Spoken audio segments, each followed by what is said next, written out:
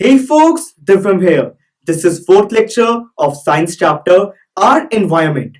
इस लेक्चर में हम बात करेंगे कि कैसे ह्यूमन एक्टिविटीज की वजह से एनवायरनमेंट अफेक्ट होता है। तो फिर आइए लेट्स कमेंस।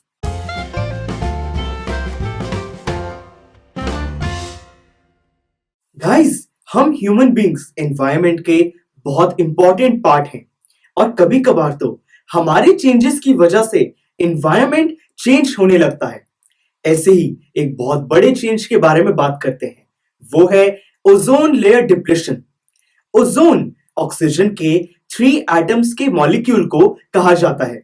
वैसे तो ये एक डेडली पॉइजन है, पर अर्थ के हायर एटमॉस्फेयर्स में ये सन से जो अल्ट्रावायलेट रेडिएशंस रिलीज होती हैं, उससे हमें बचाता है।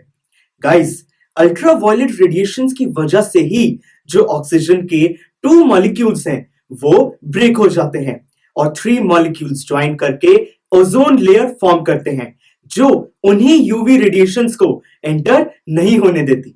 सर, तो ह्यूमन एक्टिविटीज की वजह से ओजोन लेयर में क्या चेंजेस आए? दोस्तों, जब ह्यूमंस ने रेफ्रिजरेटर्स और फायर एक्सटिंग्विशर्स में CFC यानी कि क्लोरोफ्लोरोकार्बन्स, जो कि कुछ सिंथेटिक केमिकल्स हैं, उनको यूज करना स्टार्ट कर दिया, तब एटमॉस्फेयर में जो ओजोन लेयर है वो डिप्लीट यानी कि वो थिन होने लगी और उसमें कुछ होल्स भी होने लगे।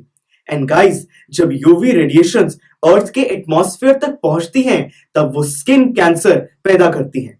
और गाइस, इसी चीज को स्टॉप करने के लिए 1987 में United Nations Environment Programme UNEP में डिसीजन लिया गया कि क्लोरोफ्लोरोकार्बन्स की प्रोडक्शन को फ्रीज किया जाए, बंद कर दिया जाए। गाइस, तो ये प्रॉब्लम तो सॉल्व हो गई। अब आजकल जो प्रॉब्लम है वो ये है कि हम जितना भी वेस्ट प्रोड्यूस करते हैं, ज्यादातर नॉन बायोडिग्रेडेबल होता है। तो इसको सॉल्व कैसे किया जाए, इसके सॉल्यूशंस आप नीचे कमेंट सेक्शन में आंसर कीजिए। So folks, this was all about this lecture. Next lecture में हम इस पूरे चैप्टर को एक बार शॉर्ट में रिवाइज करेंगे। Click here to go to the next lecture of this chapter. Click here to go to the playlist of this subject. Click on the circle to subscribe so that you can get updates every time we upload a video. Thank you for watching and all the best.